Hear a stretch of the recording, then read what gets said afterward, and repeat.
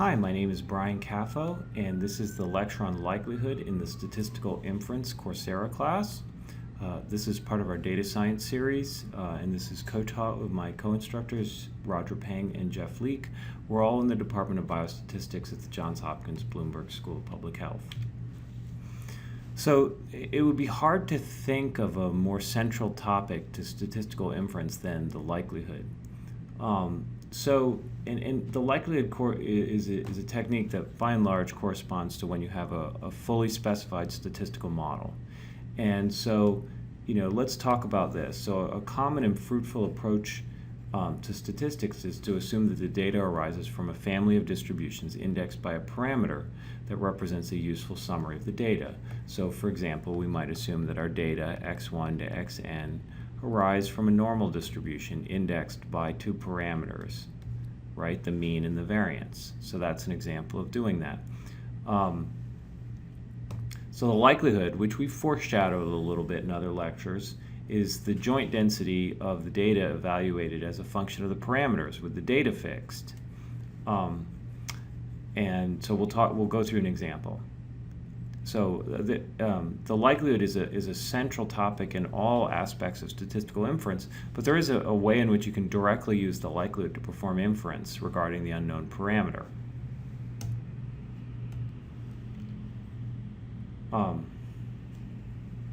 So the likelihood, here's our definition. Given a statistical probability mass function or density, f of x theta, where theta is an unknown parameter, the likelihood is f viewed as a function of theta for fixed observed value of x. So what usually happens is we assume, say, x1 up to xn are, let's say, IID from some distribution f, and that, or density f, or mass function f, and that mass function depends on a parameter theta. So the likelihood of theta given the data x, let me just write x with a little underscore underneath it to denote the full data set, is, and I'm going to write this symbol to mean proportional to the product I equal 1 to n f of xi and theta. And the product, we take the product here because the data is independent. The likelihood, I say proportional to here rather than equal to. We could just write equal to, but it's important to think of the likelihood as not something that has an absolute scale. Its only interpretation really is in the relative scale. So you can compare, likelihood for theta 1 and x over likelihood for theta 2 and x. That's meaningful, but you can't say that likelihood for theta 1 by itself is a terribly meaningful quantity. It's only relative to another hypothesized value of the parameter.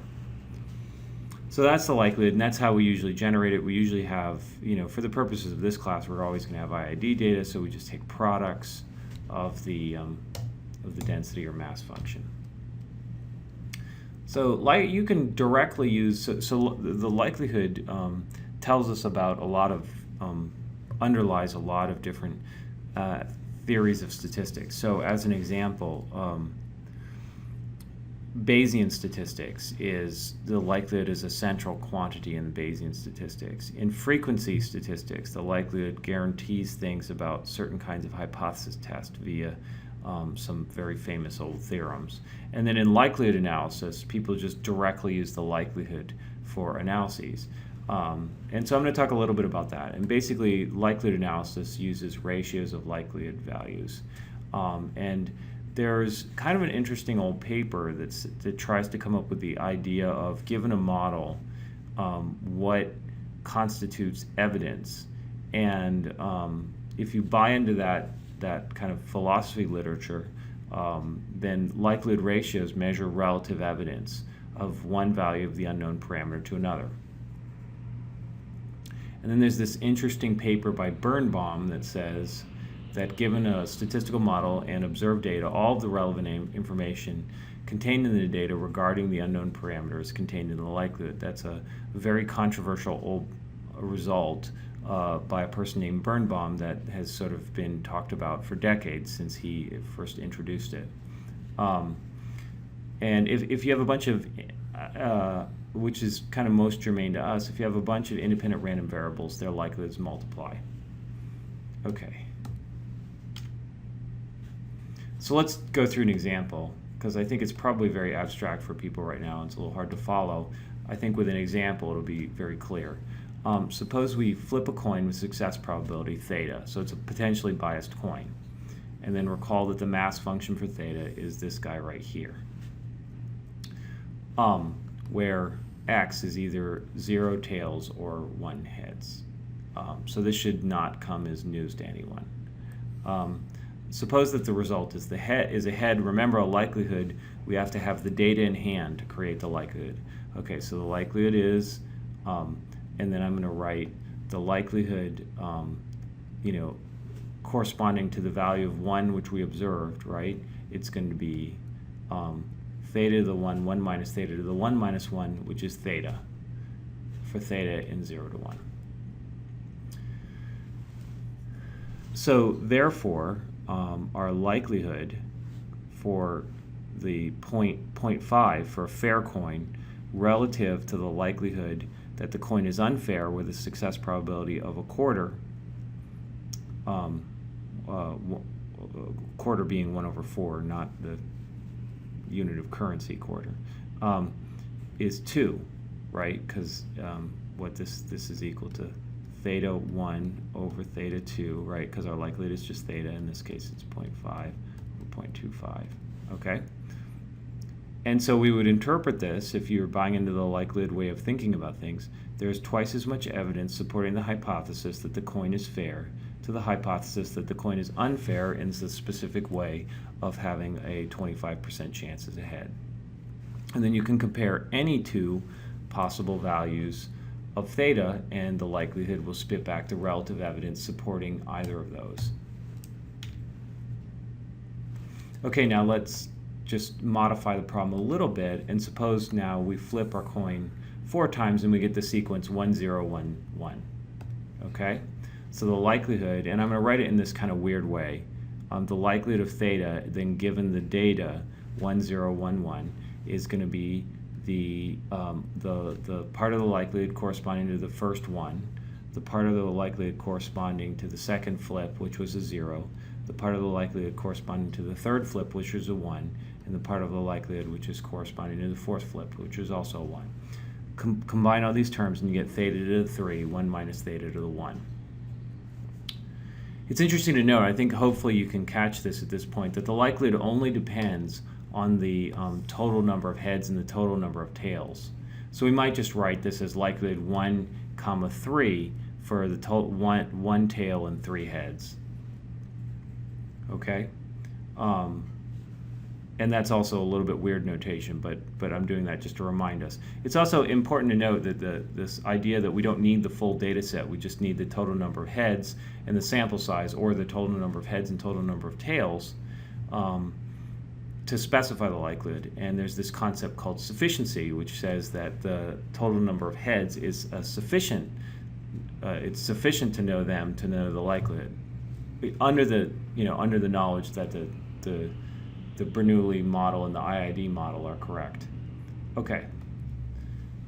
So now our likelihood for 0.5, comparing our likelihood to 0.25, right? Comparing a fair coin to an unfair coin in a specific way, is 0.5 cubed, 1 minus 0.5, divided by 0.25 cubed, 1 minus 0.25, right? And that works out to be about 5.33. So now we can interpret this as there's over 5 times as much evidence supporting the hypothesis that theta equals 5 over the hypothesis that theta equals 0.25. So that's how you do likelihood style analysis. It gets much harder as the models get more complicated. But this gives you an idea of what's going on. And obviously, a fair coin is a particularly useful interest in this problem, but in general you want to know, you don't want just 2 values, you want to compare kind of all values. So the obvious thing to do would be to consider all values between 0 and 1, and a likelihood plot just displays the parameter by the likelihood. But remember, likelihoods are relative values, right? So if you get a likelihood that looks like this, right, it only makes sense to compare theta 1 to theta 2, right? It only makes sense to compare the ratio of those heights. So L of theta 2, L of theta 1. But notice if we divide the likelihood by a constant, right, then L of theta 2 over that constant divided by L of theta 1 divided by that constant, then that's going to just be equal to the ratio. Okay? And so, it's nice to kind of normalize our likelihoods so we can look at them across problems. And so why don't we normalize it so its height is 1? Well, that's what's interesting about that is the way to do that is to find the point theta hat for which the likelihood achieves its maximum. That's called the maximum likelihood estimate. Okay? There's the point where the likelihood receives its maximum. And so instead of plotting the likelihood, right, we could plot the likelihood of theta divided by the likelihood of theta hat. And that will peak out at 1 at the point theta hat.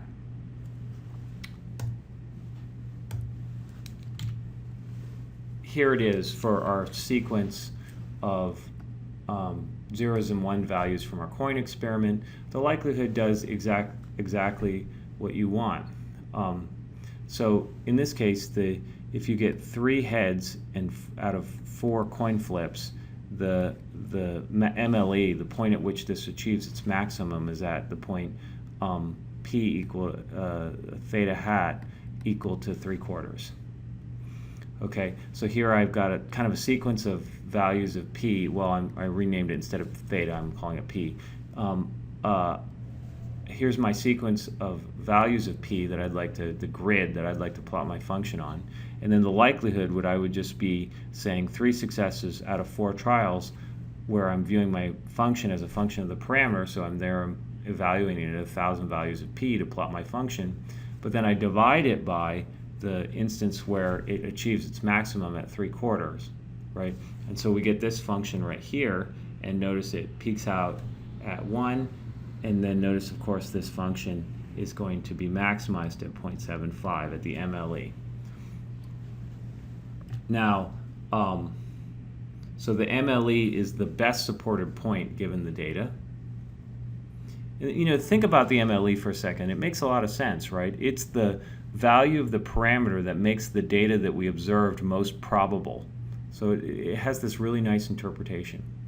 But the likelihood does exactly what we would like. We would like it to be, to suggest that yes, 0.75 is a well-supported value of the parameter, but 0.73 is a pretty well-supported value of the parameter as well. But 0.3, over here is not a very well-supported version of the parameter. And the likelihood is wide because we only have 4 coin flips. And what would happen is as we get more coin flips, the likelihood is going to get more and more peaked around its MLE.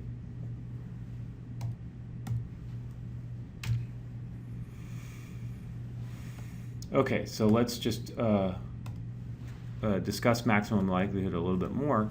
The value of theta where the curve reaches its maximum is the so-called maximum likelihood estimator.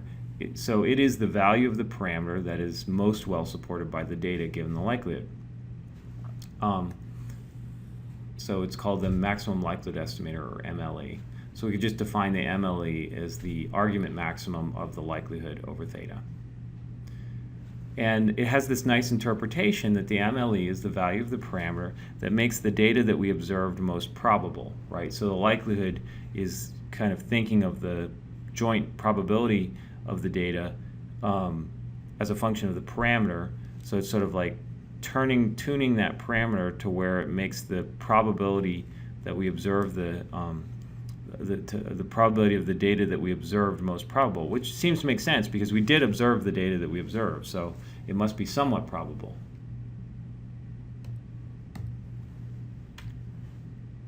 So here's some results. If we have some normal data, IID normal data, the MLE of mu is x bar, and the MLE of sigma squared is the bias sample variance, where you divide by n instead of n minus 1. If x1 to xn are Bernoulli, then the MLE of p is x bar, the sample proportion of 1s.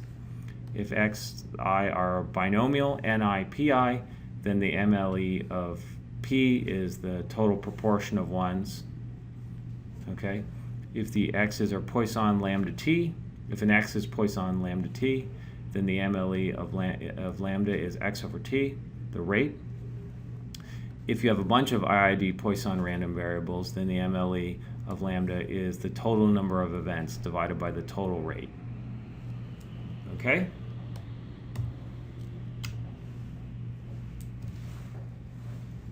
So let's go through this example right here, where you saw 5 failure events for 94 days of monitoring a nuclear pump. Assuming a Poisson model, plot the likelihood. And by the way, right, we know what the MLE is, right? The MLE is 5 over 94. Okay? Let's see. So my lambda is the parameter I'm interested in. So I'm just going to create a grid of lambda values to create my function. My likelihood is just the Poisson density, now viewed as a function of all these lambda parameters, but remembering that in each case I sampled for 94 days with the data fixed at 5. And then the MLE for lambda, lambda hat, is equal to 5 over 94. So 94 times lambda hat is just 5. So if I plug in 5 for lambda, I will get the MLE. Okay. I will get the likelihood at the MLE. So if I plot my lambda by my likelihood, and then I don't like the frame around it, line width is 3, type equals L connects it in a line, and my so if you type expression, it'll actually put the symbol lambda rather than the word lambda. So you can be fancy like that if you'd like. And then here's this red line is just showing where the MLE is, and then of course the likelihood achieves 1 at that point. And then I draw these two kind of reference lines. I'll talk about them in a second. Okay, so this is the likelihood. So this is a plot of the estimated rate by the evidential support for that estimated rate. So if we wanted to compare, you know, this point and this point, it would be that ratio of those two guys. Okay. Now,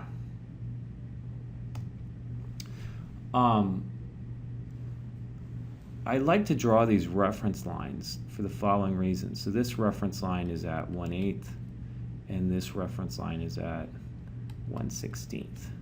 Okay? And the reason I like to draw these reference lines is as follows.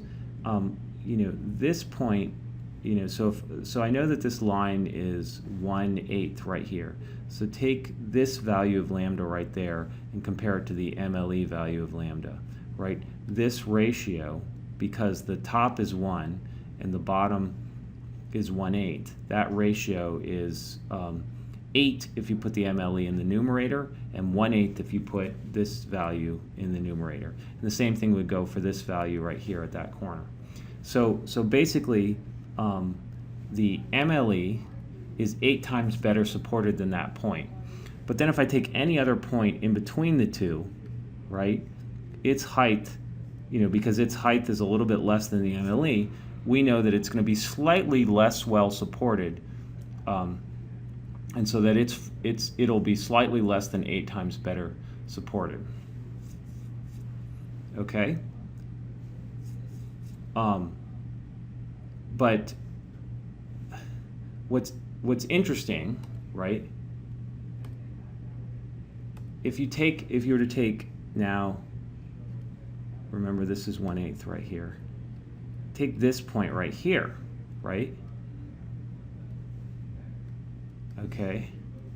That value of lambda, right? Its value is less than 1/8, So when we were to compare it to the MLE, it would be worse than 8 times better support. The MLE would be better than 8 times supported than that point. Okay, so any other point in this range, right? You cannot find a point that's more than 8 times better supported, right? Every point outside of that range, you can find a point that's more than 8 times better supported. So these collection of points right here, these collection of lambda values right here, are exactly the points such that there is no other point that is more than 8 times better supported, if we draw that line at 1/8. Of course, this is all predicated at having normalized the likelihood with the MLE at 1. And this line right here, all of the points of lambda that fall within this interval, right, because it's 1/16, are the points such that there is no point that is more than 16 times better supported, okay? And that's kind of useful, right? Because you can do these experiments. So where do I get 8 and 16? So 8 is 2 cubed and 16 is 2 to the 4th. I get those because if you do these coin flipping experiments where comparing the likelihood of whether a coin is two-headed versus the likelihood of the coin being fair, you find that kind of intuitively people start switching. If they get 3 consecutive heads, they start saying, oh, that coin appears to be unfair, to the tune of being two-headed. And at about 4 consecutive coin flips, they're quite certain that the coin is unfair. So, I consider these kind of like moderate and sort of strong evidence in favor of the points within these line.